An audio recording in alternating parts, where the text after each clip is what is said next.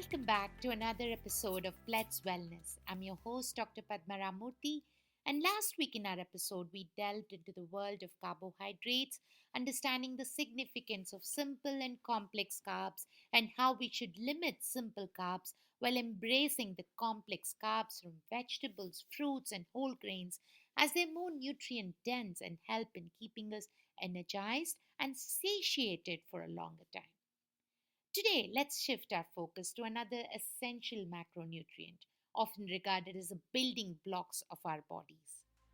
That's protein. Proteins have multiple functions, including acting as enzymes, hormones, maintaining proper fluid and acid base balance, providing nutrient transport, making antibodies, enabling wound healing and tissue regeneration, making up our muscles, providing energy when carbohydrate and fat intake is inadequate. The amino acids which form the proteins are the molecular building blocks, and they come together in unique sequences to form various proteins. There are 20 amino acids that combine to form proteins. While some of the amino acids can be synthesized by the human body, others cannot. The 9 amino acids that the body cannot make are called essential amino acids. These must be obtained through diet.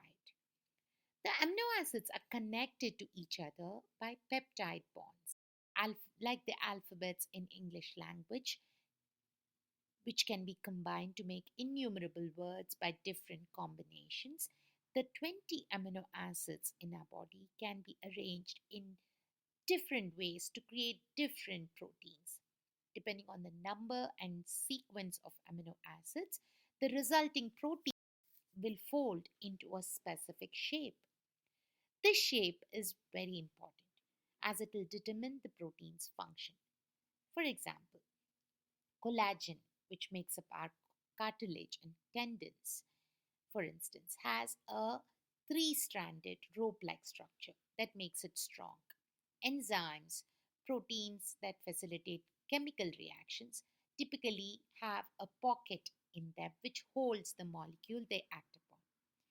This is why mutations that alter the amino acid sequence can affect the shape of the protein, which in turn will affect the function of the protein. If a protein shape is altered, it can no longer function properly. Have you ever wondered where these proteins are made or reformed in our bodies? Well, the liver takes the lead, producing 90% of the proteins. The intricate process occurs of protein production occurs on ribosomes inside the cells where the amino acids which make up the protein align in to create chains that shape our proteins.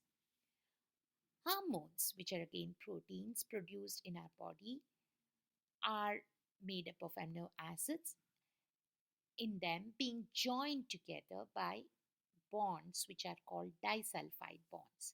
These disulfide bonds they break or denature and lose their function when the hormones are placed in an aqueous environment which is rich in alcohol groups.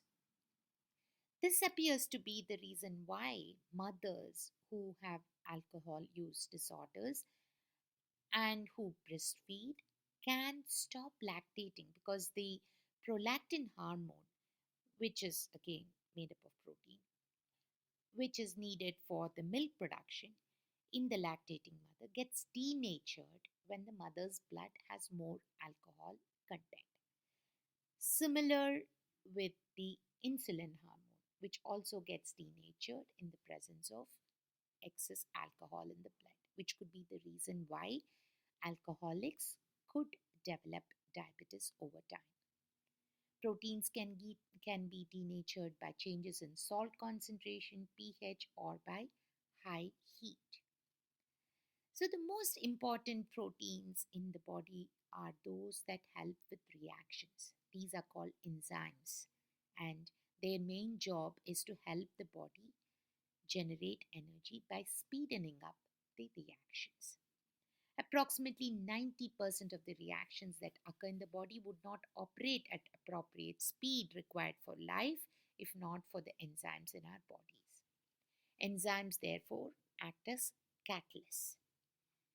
Proteins form the backbone for hair, skin, collagen, and even DNA. When it comes to exercise, protein becomes pivotal. Strength training, for example, induces muscle injury, prompting repair and new muscle fiber growth. Therefore, a protein rich diet is essential, especially after strength training exercise. Maintaining a balance is crucial. Lab studies can reflect protein levels in plasma, which through erythrocyte sedimentation rate or C reactive protein.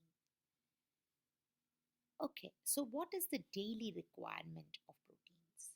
According to the dietary guidelines for Americans, adults should get anywhere from 10 to 35% of their daily calories from protein. 1 gram of protein provides 4 calories. This means that if a person who eats, say, 2000 calories per day should get around 200 to 700 calories from protein, which means around 50 to 170 grams of protein per day. Animal products can provide high quality protein, but on the flip side, several studies have linked red meat consumption to an increased risk of heart disease, stroke, and early death. You can build muscle just as effectively by eating only plant protein. But make sure you're getting all the essential amino acids you need by introducing complete plant protein sources into your diet to stay on track. One of the complete plant protein is soy, but other plant proteins can be mixed to obtain the needed essential amino acids.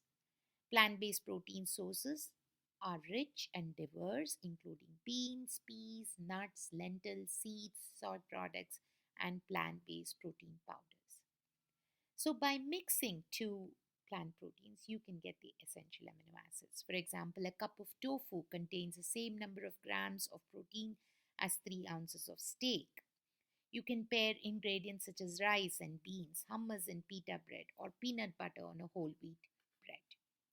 Half cup of lentils has more grams of protein than an egg. So, soy-based foods in particular provide all essential amino acids in sufficient quantities. So, it's not all about meeting protein requirements. It's about understanding the potential health benefits. Protein-rich foods increase feelings of fullness and help with weight loss. Protein is needed for our hormone health to energize our body, for immune functions, as most of our antibodies are made up of protein. For individuals with kidney disease, consulting a healthcare professional before adjusting protein levels is essential. That's all for today's episode on protein and how it can impact our health and well-being. We hope you found this information valuable and insightful. As always, consult with a healthcare professional before making significant dietary changes. If you enjoyed this episode, please subscribe, leave us a review, and share it with your family and friends.